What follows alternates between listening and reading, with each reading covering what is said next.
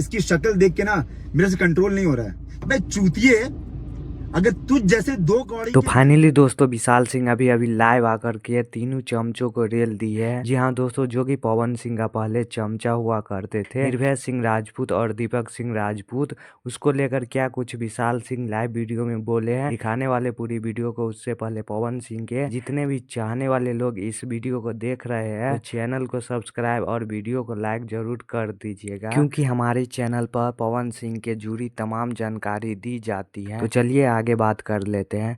तो दोस्तों देख सकते हैं विशाल सिंह अभी अभी लाइव आए थे, जो कि तीनों भाई को बुरी तरह से रेल दी है, जो कि पवन सिंह को लेकर बहुत कुछ लाइव वीडियो में आकर के बोल रहे थे। तो विशाल सिंह को रहा नहीं गया और लाइव आते हैं और तीनों चमचों को बहुत कुछ बोलते हैं, जो कि आप लोग पहले लाइव वीडियो में देखे ही होंगे।